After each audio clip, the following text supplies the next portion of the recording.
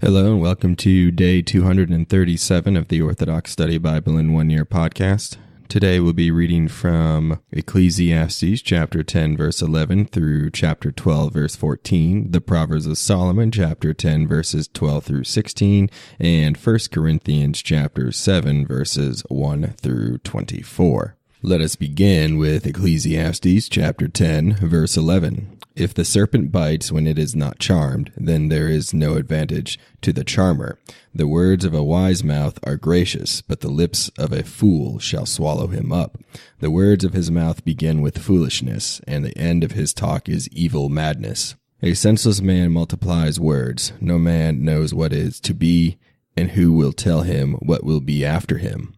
The labor of fools wears them out, for they do not even know how to go to the city. Woe to you, O city whose king is young and whose princes feast in the morning. Blessed are you, O land, when your king is the son of nobles and your princes feast at the proper time and strength. They will not be dishonored.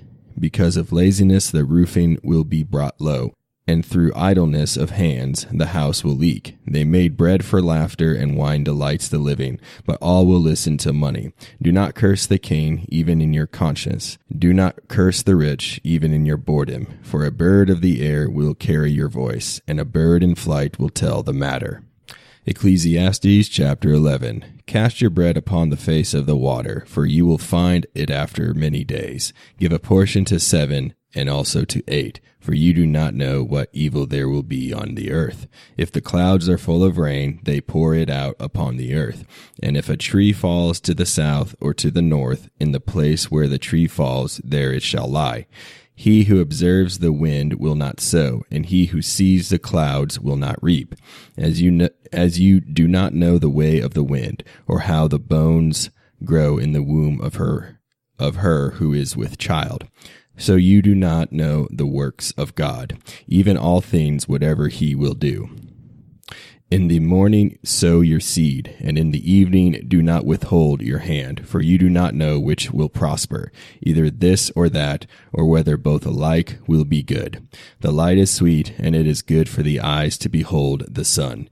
For if a man lives many years and rejoices in them all, yet let him remember the days of darkness, for they shall be many.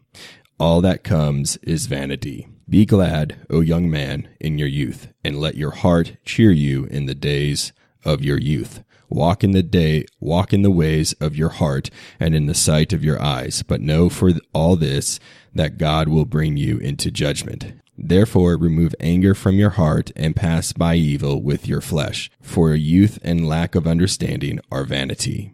Ecclesiastes chapter 12.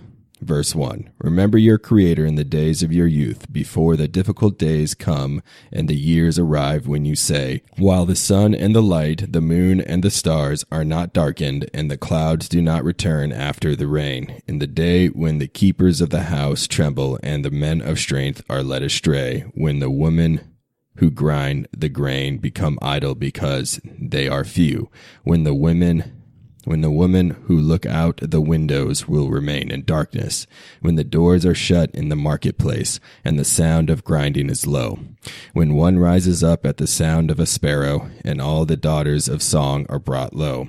Also they will look from the height, and there are terrors in the way. When the almond tree blossoms, the grasshopper grows fat, and the caper plant is scattered. For man goes to his eternal home, and the mourners go about the marketplace. Remember your Creator until the silver cord is removed, and the golden flour is pressed together, and the pitcher is shattered at the fountain, and the wheel runs together at the well. Then the dust returns to the earth as it was, and the spirit returns to God who gave it. Vanity of vanities, says the preacher. All is vanity. Because the preacher was wise more than others, he taught the people knowledge, and the ear will search out his well-ordered proverbs. The preacher sought diligently to find desirable words, and what was written is upright. They are words of truth. The words of the wise are like pointed sticks, like nails firmly fastened. They are given from the collections and abound from them by one shepherd. Moreover, my son, guard yourself, for there is no end to the making of many books, and much study is weariness of the flesh. Hear the conclusion of the whole matter, fear God, and keep his commandments. For this is the whole man, for God will bring every work into judgment, including everything that has been overlooked, whether it be good or evil. Proverbs of Solomon, chapter 10, verse 12. A fountain of life is in the hand of a righteous man, but the mouth of an ungodly man will hide destruction. Hatred stirs up strife, but love covers all who are not lovers of strife. He who brings forth wisdom from his lips beats a heartless man with a rod. The wise will hide perception, but the mouth of a rash man approaches destruction. The acquisition of riches is a fortified city, but poverty is the destruction of the ungodly. 1 Corinthians chapter 7, verse 1. Now concerning the things of which you wrote to me, it is good for a man not to touch a woman. Nevertheless, because of sexual immorality, let each man have his own wife, and let each woman have their own husband. Let the husband render to his wife the affection due her, and likewise also the wife to her husband. The wife does not have authority over her own body, but the husband does. And likewise, the husband does not have authority over his own body, but the wife does. Do not deprive one another except with consent for a time, that you may give yourselves to fasting and prayer, and come together again so that Satan does not tempt you because of your lack of self-control. But I say this as a concession, not as a commandment.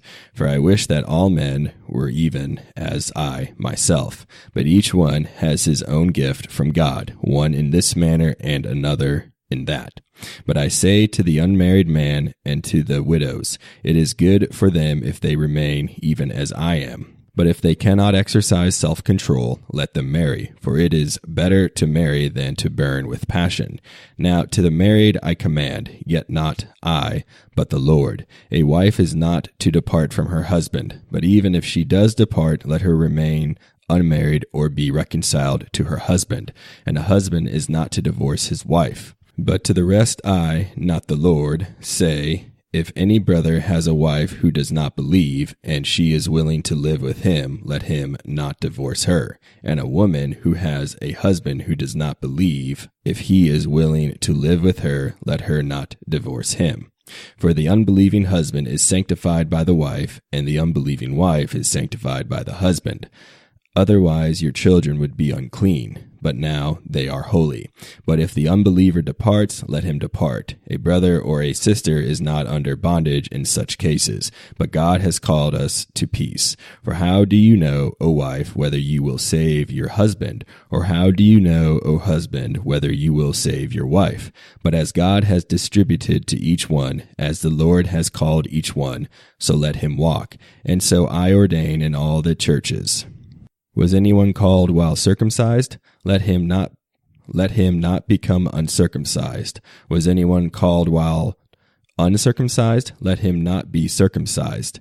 Circumcision is nothing, and uncircumcision is nothing, but keeping the commandments of God is what matters. Let each one remain in the same calling in which he was called.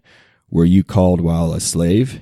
Do not be concerned about it, but if you can be made free, rather use it. For he who is called in the Lord while a slave is the Lord's freedman.